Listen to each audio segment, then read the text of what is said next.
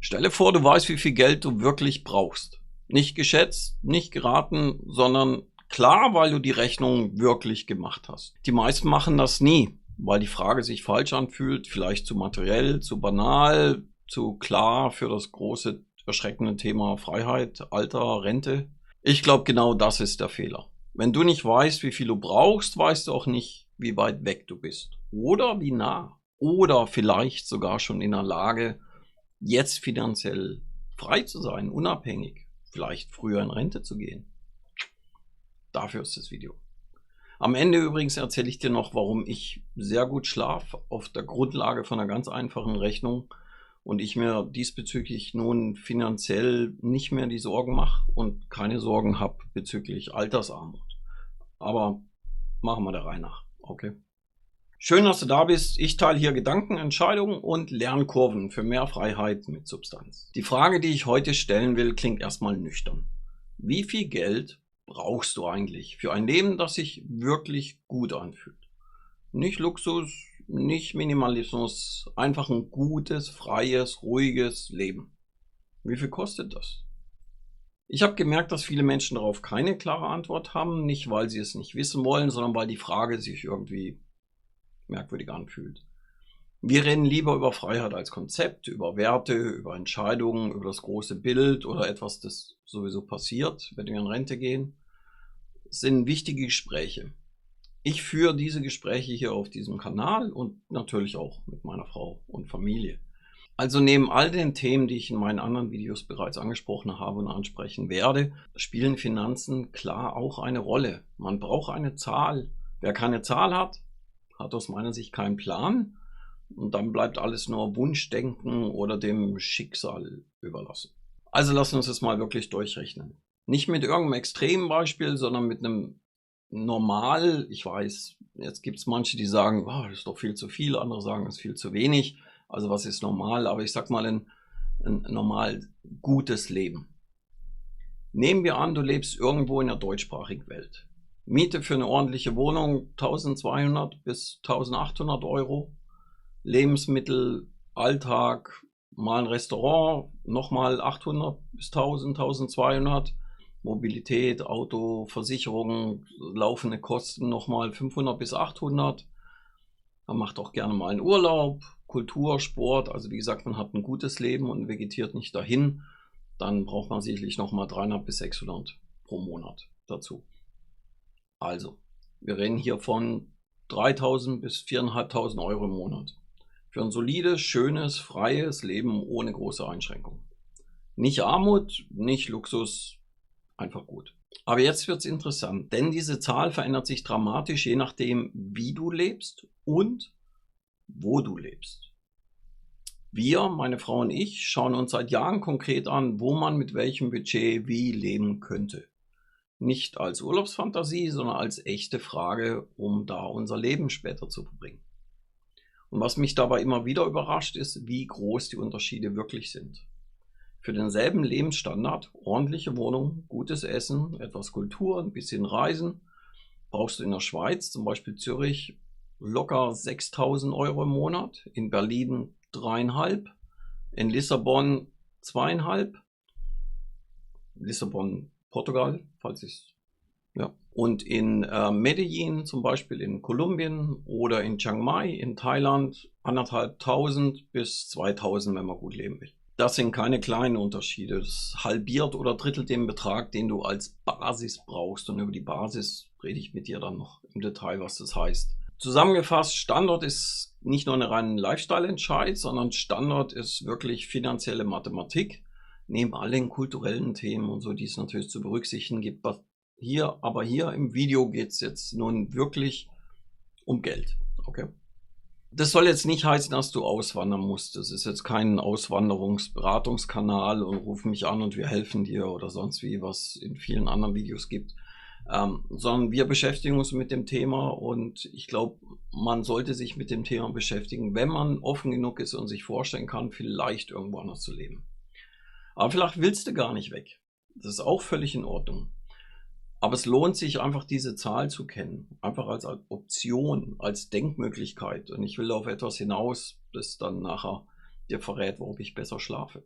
So, also nicht nur, wo du lebst, ist entscheidend, sondern auch, wie du lebst. Hier 2 Vergleiche. Szenario 1, du kaufst hauptsächlich lokal auf dem Markt, saisonales Gemüse, einfache Restaurants um die Ecke. Es kostet dich an vielen Orten in Südeuropa vielleicht 400 € im Monat, in Asien 100 bis 150 im Monat. Anderes Szenario, du isst international importierte Produkte, du willst ein deutsches Restaurant auch im Ausland, jeden Morgen ein Espresso an einer echten italienischen Bar und plötzlich bist du bei 900 bis 1000 €. Nur dafür. Gleiches Land, gleiches Wetter, ähnliche Lebensqualität, subjektiv vielleicht sogar dasselbe, aber doppelt so teuer. Oder nimm Freizeit. Wandern, Schwimmen, Radfahren, Lesen kostet fast nichts. Golf mit Caddy, Segelyacht, 5-Sterne-Resort, eine komplett andere Rechnung. Beides kann Freiheit sein, beides kann erfüllend sein, aber es ist nicht die gleiche Rechnung. Die Frage ist also nicht nur, wo wohne ich und was kostet mich das Leben aufgrund der Lokalität, sondern was kostet mich ein gutes Leben aufgrund meines Lebensstils. So, nun habe ich vorher auch von Vermögen geredet und versprochen, dass ich hier nochmal drauf eingehe. Es gibt die FIRE-Bewegung, also Financially Independent Retire Early, heißt so viel wie finanziell unabhängig und dadurch früher in Rente gehen können. Und die kommt immer auf die 4%-Regel zu sprechen. Das sagt also, wenn du nicht mehr als 4% deines Vermögens, also nicht Einkommen, sondern wirklich Vermögen pro Jahr entnimmst, hält das Kapital statistisch gesehen für immer. Nun kannst du dies auf deine Kostenrechnung bezüglich dem Wo und dem Wie anwenden. Also hier als Formel, vielleicht zum Mitschreiben, was brauchst du monatlich? Das Ganze mal 12 geteilt durch 0,04. Das ist die sogenannte 4%-Regel. Brauchst du zum Beispiel 4.000 € pro Monat, dann sind das 48.000 € im Jahr. Teilen wir die 48.000 mit 0,04, dann ergibt es 1,2 Millionen.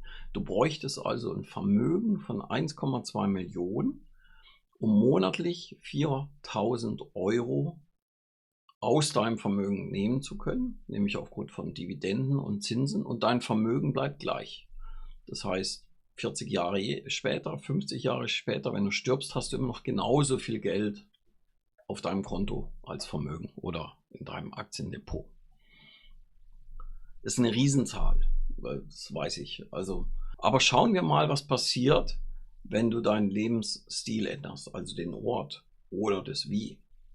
Also von 4.000 auf 2.500 € im Monat, durch Standard, durch Lebensstil, durch bewusste Entscheidung, dann fällt die Zahl von 1,2 Millionen auf 750.000. Das ist schon fast ein Drittel weniger. Aber auch hier, das ist immer noch eine enorm hohe Zahl. Ich will das nur bewusst machen. Also wenn ihr diesen FIRE-Themen folgt und wenn es dazu Fragen gibt, mache ich gerne ein weiteres Video, dann endet ihr immer sehr schnell in sehr hohen Vermögen, und für 1 Million oder 750.000, da spart man doch eine Weile. So, das ist jetzt die Idee der 4%-Regel, die sich aufs Vermögen dauerhaft bezieht und dass dieses sich nie reduziert und die Zinsen und Dividenden dein Lebensstil dauerhaft und für immer tragen. Was aber, wenn ich am Ende meines Lebens gar nicht mehr das ganze Vermögen irgendwo brauche? Also wenn ich in meinem letzten Video erwähnt mit 0 sterben will, dann haben wir nämlich genau den Grund, warum ich keine schlaflosen Nächte mehr habe und mich selber als finanziell frei und unabhängig bezeichnen würde. Und vielleicht trifft es auch auf dich zu. Also, ich habe es ja am Anfang versprochen, jetzt erzähle ich dir ganz persönlich, warum es mir gut geht emotional. Ich weiß, dass ich nicht an Altersarmut sterben werde. Das ist nämlich die Folgengeschichte. Irgendwann habe ich mich hingesetzt und ausgerechnet, was ich habe, und habe ich mir die Frage gestellt, was wäre denn, wir haben nämlich ein Haus, wenn wir unser Haus verkaufen würden und dann entsprechend Hypotheken zurückzahlen, je nachdem wie viel schon abgezahlt ist oder nicht. Und nicht, weil wir das vorhaben, sondern als Gedankenexperiment. Und das war für mich der entscheidende Moment, und vielleicht geht es dir genauso. Also mit dem Erlös aus dem Haus, da könnten wir über 30 Jahre lang gut in Thailand leben. Ja, ordentlich, nicht am Existenzminimum. In Europa natürlich am Existenzminimum, aber zum Beispiel in Thailand, was wir uns gut vorstellen können, oder in Kolumbien, Costa Rica, Panama, Vietnam, unterschiedliche Länder, kann man davon schon gut leben. Das heißt, wenn du auch ein Haus besitzt und dieses verkaufst, dann kann es durchaus sein, dass deine finanziellen Sorgen oder Existenzängste von einem Moment zum nächsten weg sind. Nur das Gedankenspiel allein finde ich unglaublich beruhigend. So, ich sage jetzt ganz ehrlich, diese eine Rechnung hat in mir mehr innere Ruhe gegeben als alles, was ich vorher über Freiheit gelesen, gehört oder auch nur nachgedacht habe. Nicht, weil wir morgen nach Thailand ziehen, sondern weil ich jetzt weiß, es gibt einen Boden, es gibt eine Option, egal was passiert. Und dieses Wissen, allein dieses Wissen, verändert wirklich alles. Jetzt trifft es nicht auf jeden zu, das ist mir klar. Jetzt der eine oder andere schaut es an und sagt, da schau ihn dir an mit Haus und so. Nicht jeder hat ein Haus, nicht jeder hat ein paar 100.000 Euro, wenn er das Haus verkaufen würde oder die sonst irgendwo anderweitig gebunden sind. Aber vielleicht bist du in einer ähnlichen Situation wie ich. Vielleicht hast du ein Haus, eine Immobilie, Rücklagen, ein Erbe, das irgendwo liegt und hast einfach noch nie durchgerechnet, was das eigentlich bedeutet, wenn du es anders einsetzt.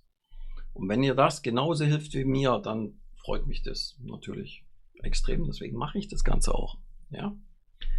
Ich glaube, die eigentliche Antwort auf die Frage, wie viel Geld brauche ich wirklich, steckt gar nicht in der einen Zahl, wobei ich bin auf eine Zahl für mich gekommen, je nachdem wo und wie und was. Und das solltest du auch machen. Aber sie steckt auch in diesem Gesamtbild. Also wir fangen damit an, wie sieht dein Tag für ein gutes Leben aus? Wo bist du? Mit wem? Was machst du? Was brauchst du dafür? Wer das Bild hat, kann die Zahl dann auch errechnen. Wer die Zahl kennt, kann einen Plan machen. Und wer einen Plan hat, ist freier, als wenn er hofft, dass es sich irgendwie ergibt. So, für mich wirklich interessant, hast du dieses Bild schon oder ist die Zahl für dich noch offen? Schreib es in die Kommentare, ich lese es, ich antworte drauf. Natürlich freue ich mich auch über einen Daumen hoch. Schön, dass du da warst, bis zum nächsten Video. Vielleicht hilft dir etwas davon für deinen eigenen persönlichen Weg.